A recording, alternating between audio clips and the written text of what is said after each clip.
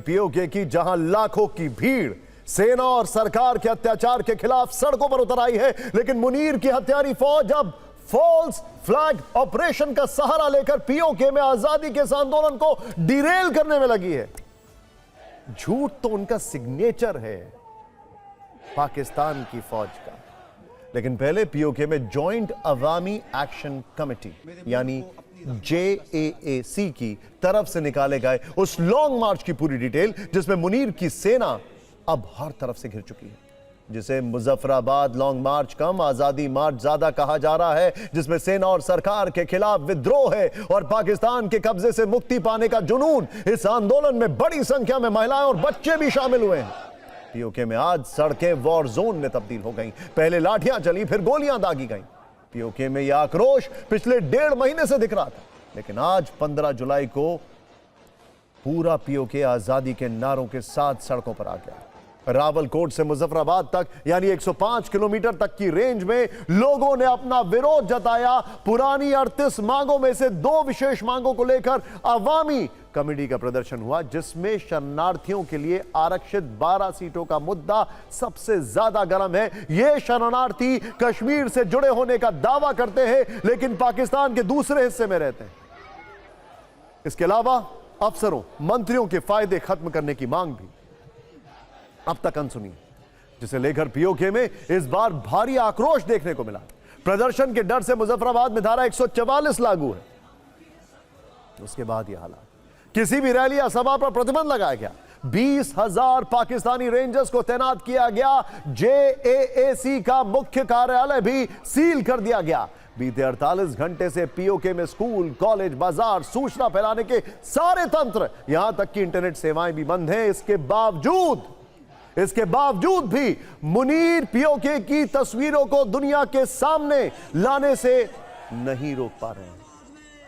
शासन प्रशासन के खिलाफ जो नारे लगाए जा रहे हैं वो आपको जानना चाहिए। इनकलाब आएगा आंधी में तूफानों में, यानी जो भी हो अब पीछे नहीं हटा जाएगा। पूरे पीओके में जीना होगा, मरना होगा, धरना होगा। ये जो दहशतगर्दी है इसके पीछे वर्दी है और वर्दी वाले गुंडे हैं, मुल्क लूटने के धंधे हैं। इन नारों से मुनीर की सेना की सच्चाई बताई जा रही है। असीम मुनीर हाय हाय, पाकिस्तानी फौज बाय बाय। और अब बदमाशी नहीं चलेगी, मुनीर की तानाशाही नहीं चलेगी। प्रदर्शनकारी कह रहे हैं मुनीर फौज का एक ही काम, कत्लेआम सुबह शाम। पीओके में पाकिस्तानी सेना के अत्याचारों का ही नतीजा है कि वहां की जनता आजादी से कम पर मानने को तैयार नहीं है। प्रदर्शनकारियों के नेता सरदार अम्मान खान ने कहा, पीओके पाकिस्तान के अवैध कब्जे वाला इलाका है, इसे आजाद कश्मीर नहीं कहा जा सकता। इस बार हम अपनी आजादी और वजूद की जंग लड़ रहे हैं और जीत से पहले यह जंग अब खत्म नहीं होगी। पीओके के लोगों की यह यलगार मुनीर को सीधा चैलेंज है। पीओके में लोगों के जोश को मुनीर ने बूटों तले रौंदने का प्लान तैयार किया है। रावलपिंडी में बैठकर पाकिस्तान के फील्ड मार्शल ने कत्लेआम का आदेश जारी किया है, जिसके बाद पाकिस्तानी रेंजर्स ने प्रदर्शनकारियों पर सीधी फायरिंग शुरू कर दी। इस फायरिंग में 10 लोगों के मारे जाने का दावा है। 5 जून से जारी प्रदर्शन में अब तक 24 लोग मारे गए हैं। एक रिपोर्ट में दावा किया गया है कि मुनीर का इरादा इससे भी बड़े कत्लेआम को अंजाम देने का है। मुनीर का टारगेट अवामी एक्शन कमेटी के बड़े नेता हैं। प्रदर्शन का नेतृत्व कर रहे नेताओं को खत्म करने की योजना बन चुकी है। जनरल डायर बन चुके मुनीर की। पीओके में हिटलर शाही और अत्याचार का लेवल इन तस्वीरों से दिखाई देता है। यह पीओके के रावलकोट का वीडियो है। इसमें मुनीर का फॉल्स फ्लैग ऑपरेशन वाला षड्यंत्र है। इस वीडियो में कई हथियारबंद लोग छिप छिप कर फायरिंग कर रहे हैं। सड़क पर सेना की एक गाड़ी जा रही है और तभी वहां बॉम्ब ब्लास्ट होता है। इसके बाद पहाड़ियों में छिपने के लिए लोग भागते हैं।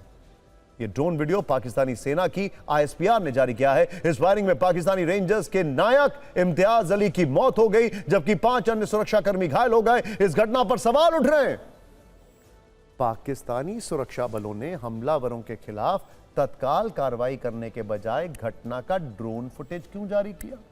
पाकिस्तानी सेना अपने जवानों पर हुए ऐसे कथित हमलों के वीडियो सार्वजनिक क्यों कर रही है? दरअसल पाक फौज ये दिखाना चाहती है कि पीओके में भीड़ में कई हथियारबंद लोग हैं जो रेंजर्स को टारगेट करके हिंसा कर रहे हैं। सच्चाई ये है कि पीओके में प्रदर्शन करने वाले लोग निहत्थे हैं, लेकिन घटनास्थल के पास ही लश्कर का एक आतंकी शिविर है और यह खबर है कि पाकिस्तानी फौज के इशारे पर ही कई आतंकवादी प्रदर्शनकारियों की भीड़ में शामिल होकर सुरक्षा बलों पर हमले करते हैं।